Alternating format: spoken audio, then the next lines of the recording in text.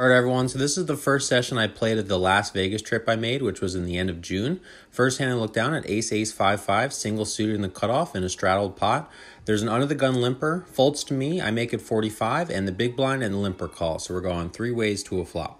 Flop comes 8-7-3 rainbow. Both my opponents checked to me, and I didn't feel I was going to be able to get my opponents to fold here. There's going to be a lot of middling cards that really connect with this flop in my opponent's ranges, so I decided to check back, and we're still going three ways to a turn. Turn brings a 9, and I'm pretty much done with the hand at this point. One pair is never really going to do it in PLO, and I'm not going to really be able to bet here, get worse hands to call for the most part. So when both my opponents check to me, I of course check back again. So still going three ways to a river. River brings a 6, now bringing a one-liner on the board. Early position player bets 150, folds to me, and I fold. Here look down at Jack 9, 7-6 double suited in the hijack. There's an early position limp. Folds to me, I open a 20 and the button and the limper call. So we're going three ways to a flop. Flop comes King 8-3 rainbow. Checks to me, I bet 45 over to the button who immediately pots it. Folds back to me. And here, having no immediate draws, I do obviously have the 8 with the 9-7-6 in my hand. So there is a lot of turn cards that are going to give me a bunch of equity, but not having an immediate draw, I believe I have to fold here. And in my experience, when people tend to raise on dry boards like this, it's not really going to be too many bluffs in that range, so I fold. It was a pretty fun table. To my left, I had Hugo, who goes by Poker Hugs on Instagram.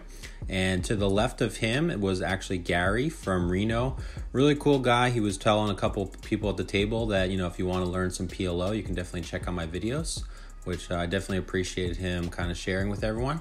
So this hand I looked down at ace, king, 10-5, single suited, under the gun in a straddled pot. I limp, couple other limpers, and straddler check. So we're going four ways to a flop. Flop comes ace 10-6 with two hearts. Checks to me, I bet 20, and one early position player calls. So we're going heads up to a turn.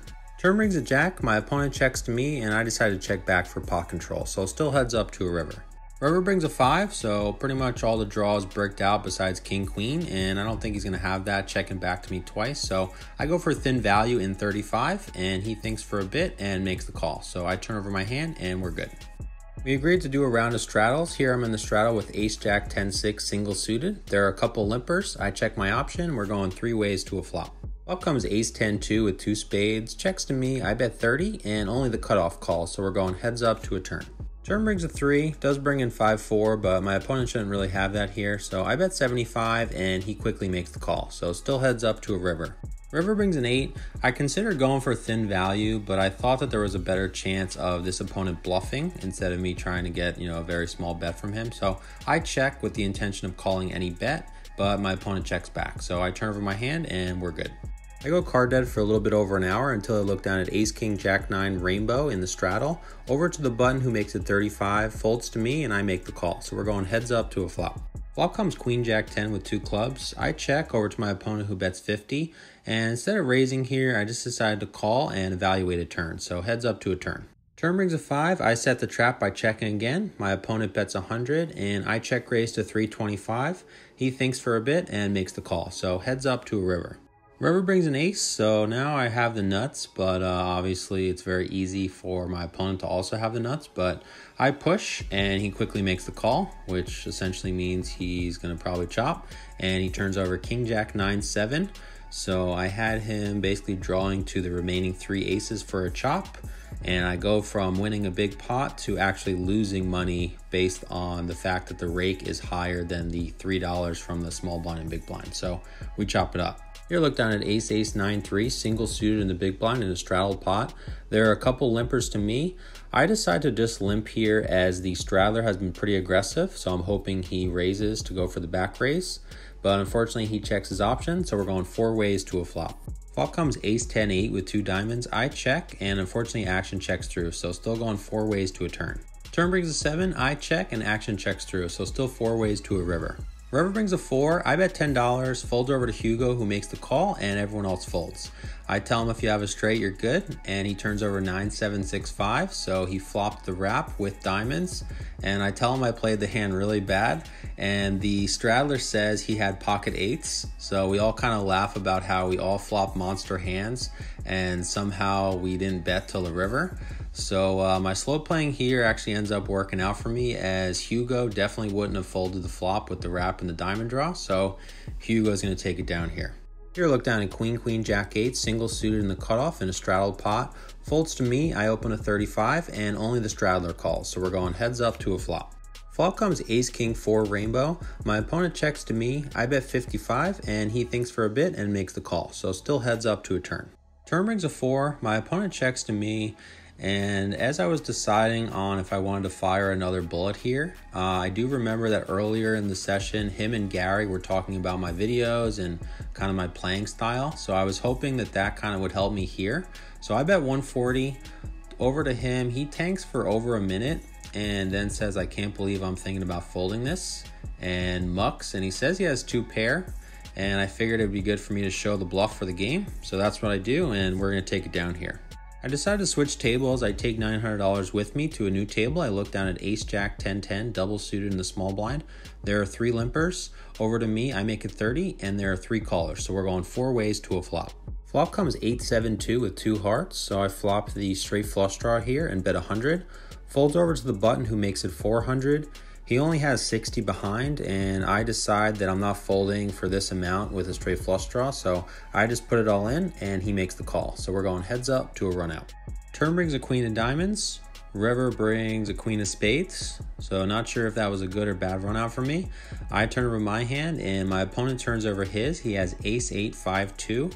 So he flopped 2 pair with the lower flush draw, and he got counterfeited on the river. So we're gonna take it down here.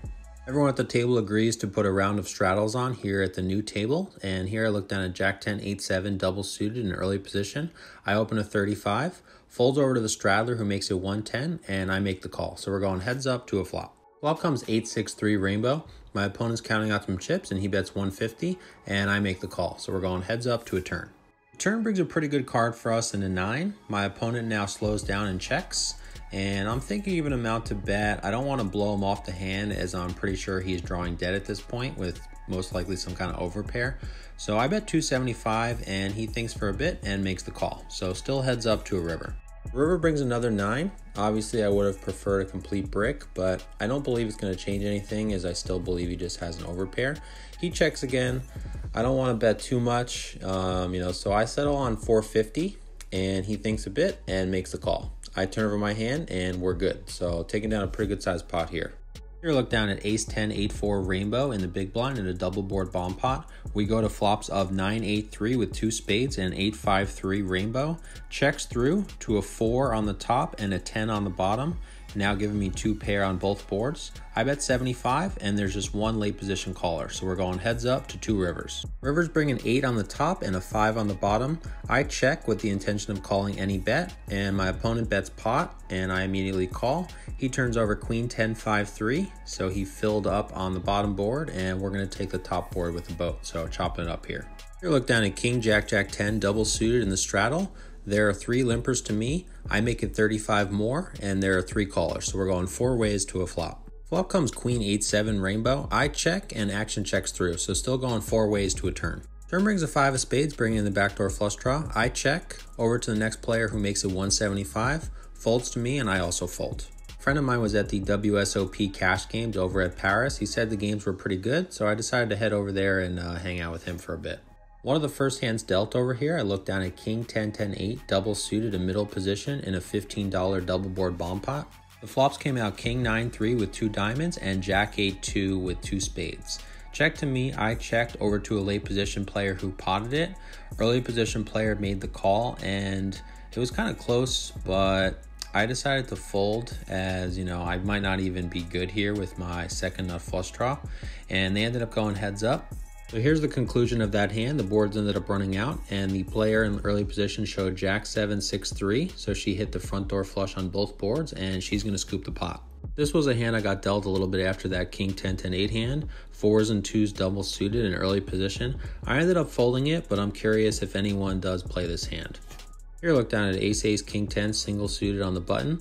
There's an early position raised to 15, 1 caller over to me. I make it 65, and both players call. So we're going 3 ways to a flop. Flop comes ace, queen 4 with 2 diamonds. Checks to me, I bet 180. Early position player goes ahead and repushes. He has me covered. Other player folds, and of course I make the call. So we're going heads up to a run out. My opponent tells me he has a flush draw along with the straight draw. The turn brings a 7 of clubs. The river unfortunately does bring a diamond, but it's the ace of diamonds, so quads are going to do it for us. I turn over my hand and my opponent mucks, so we're taking down a pretty good sized pot here. As I was taking a quick break, I noticed Dan Cates, aka Jungle Man, playing in the 50K Players Championship. Here, look down at ace, jack, jack, 8, double suited in the cutoff. There are a couple limpers. I make it 15, and there are 3 callers, so we're going 4 ways to a flop. Flop comes 7-5-2 with 2 spades. I bet 35, and only the button called, so we're going heads up to a turn. Turn brings a jack of clubs, bringing in the backdoor flush draw. I check over to my opponent who bets 100, and he only has 230 behind, so I just raised through 330 to put him all in, and he makes the call. So we're going heads up to a river. River brings a 9 of hearts. I turn over my hand, and my opponent turns over his. He has jack 10, 8, 7, so he turned top 2 pair, and he was drawing to a non-spade 9 on the river, and somehow got there, so he's going to take it down here. Here I look down at queen jack 9-8, double suited in the cutoff in a double board bomb pot. The flops come out king king 5 with 2 diamonds and ace 5-2 all hearts. Action checks through, so we're still going 8 ways to 2 turns. The turns bring a 3 of clubs on the top and a 9 of spades on the bottom. When it checks to me, I bet 50 and only one of the early position players calls, so we're going heads up to 2 rivers. The rivers come out as 7 of hearts on the top and a jack of diamonds on the bottom. After my opponent checked to me, I actually considered checking back, but having the nuts, obviously I do lose to 4-3 on the bottom, but having the virtual nuts on the bottom, I figured I had to put in another bet. So I bet 100 and my opponent quickly called. I turn over my hand and he turns over queen jack 10-4 with the jack 10 of hearts. So somehow I'm actually going to get 3/4 of this pot with queen jack high on the top. During this session, I actually got to meet and play a little bit with Mark. He lives in the Quebec area, typically plays at the playground. Really cool guy who was actually watching my videos when he wasn't playing a hand. Shortly after the queen jack 9-8 hand, I decided to rack up, played for about 2.5 hours here at Paris, and played for about 8.5 hours total. What's up guys, Wayne back here with you. So today I was in for 1,500, out for 3,036, so profit of 1,536. The last session at Paris was just kind of a short one. I kind of came to, figure out tourney registration. I am playing the $600 PLO on Thursday and, meet a couple people. So it was a short session, but, definitely happy to book a win there. If you guys have any questions, let me know. And if you haven't seen the previous episode, I'll link it up here. And I'll see you guys in the next one. Take care.